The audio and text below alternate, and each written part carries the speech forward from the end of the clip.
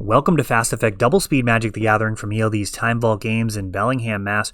Here, Matt is leading out with a tropical island, pretty standard fare, into a Gilded Goose. A line that can allow for a turn 3 win from Aluren.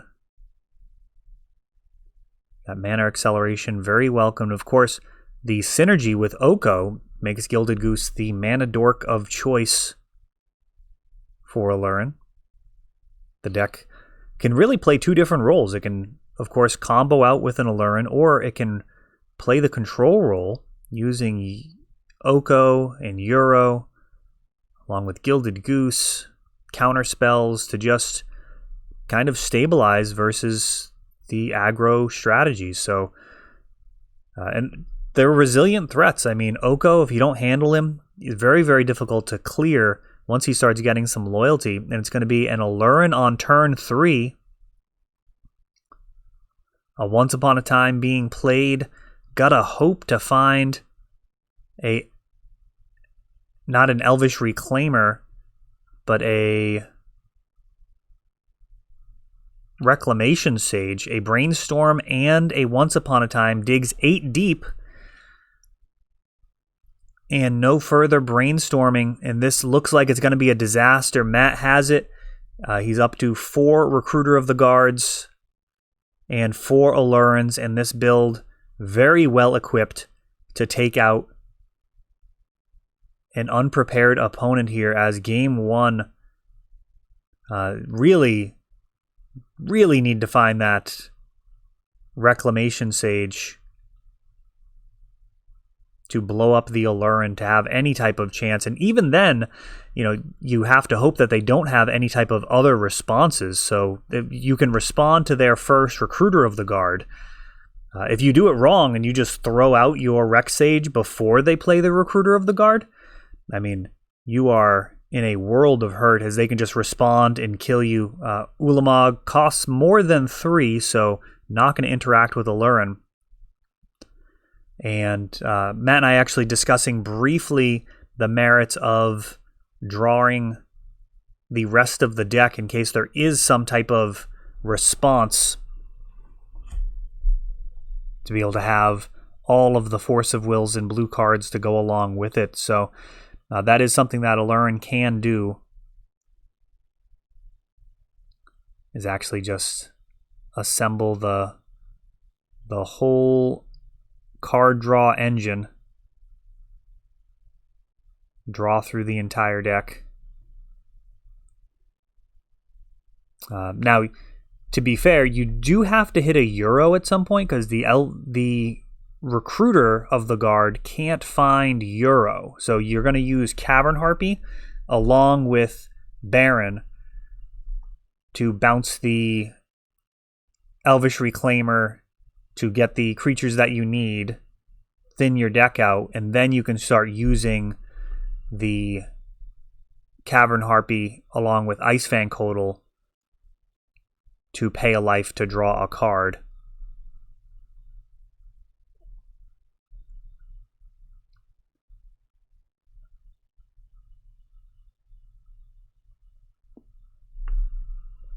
Mulliganing here. I'm actually looking forward to seeing the second game. Want to review my lines. Spoiler alert, I can play better. There's going to be some suboptimal decisions made.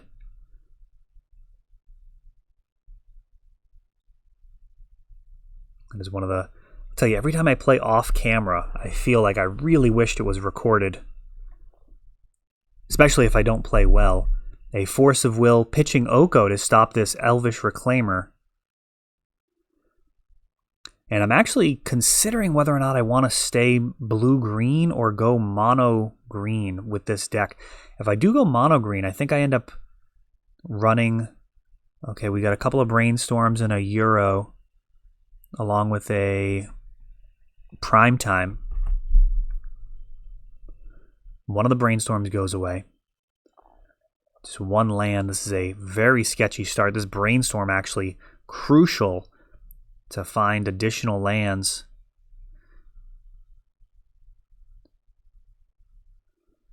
Yeah, I think I may end up just trying out a mono green build. Brainstorm is so incredibly good. But I do think it's going to be worth at least testing out the mono green build. There's a few cards like Elvish Rejuvenator that I'm interested in trying out. And Euro has been kind of underperforming for the most part. We've got a Ponder for Matt. So Brainstorm doing its job, finding that second land, continuing to move forward. Summoning Trap is another card that can give the deck a lot of punch in the sideboard when you're running more creatures. Now Sylvan Library, and this card absolutely back-breaking in this matchup, is Aluren really doesn't put much of a clock on you.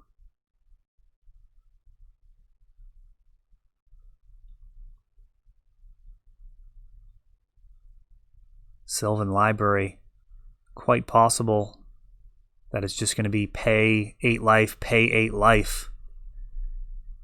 Recruiter of the Guard, especially with Euro in hand to gain the life back. For a Meddling Mage,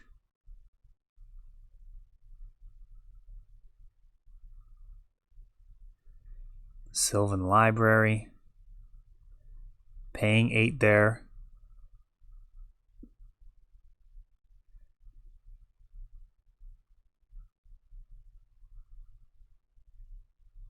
And I think at this stage I might have Krosan Grip in hand. Brainstorm continuing to dig.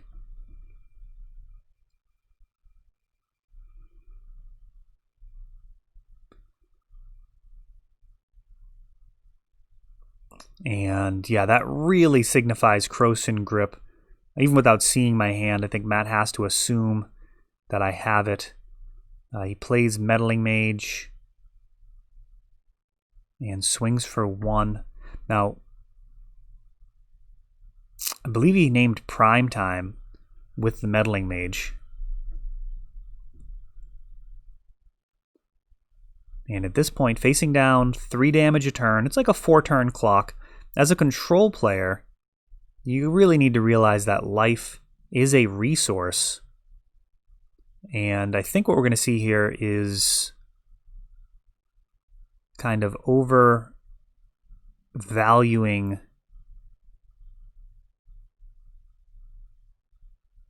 the situation. So I can pass the turn, take another 3, be at 4, and then really do a lot to stabilize on the next turn. I've got access to Euro here. I have a Walking Ballista in hand, which you can't see, but I am reliving the pain of this game. And I don't think that Matt has Aluren at this stage. I feel like if he had Aluren, he would have played it, and then he would have played Meddling Mage for free. It just wouldn't make a lot of sense for him to actually have Aluren in hand. It's going to be a Euro, Crop Rotate in response. Going to try and draw a fresh card.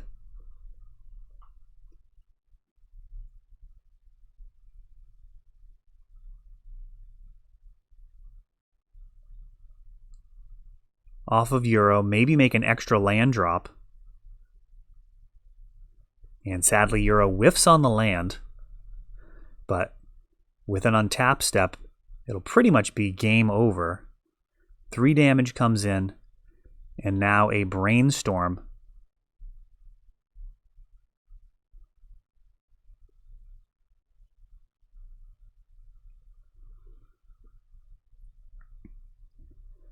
And Matt has found it. He's got the Aluren and the Recruiter of the Guard. So that's going to be lethal.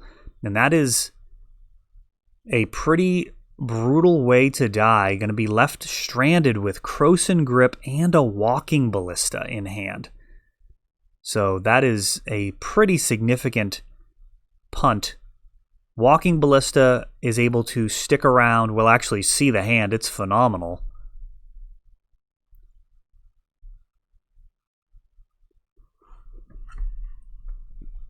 Let's see here. Yeah, Once Upon a Time, Candelabra, and Walking Ballista. So I think certainly in hindsight here, even immediately after tapping out, I mean, it felt pretty bad. But the ability to have Walking Ballista on the table would have been much stronger. Even as a 1-1 and leave Krosan Grip up would have been way better, if that is possible, to take that line.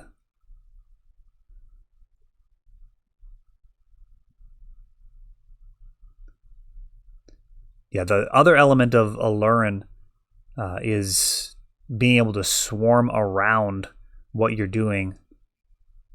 Like if they do get the Aluren and I walk away from the Krosan Grip, for example, the Walking Ballista can still stop the comboing out to a degree, targeting whatever Baron attempts to bounce.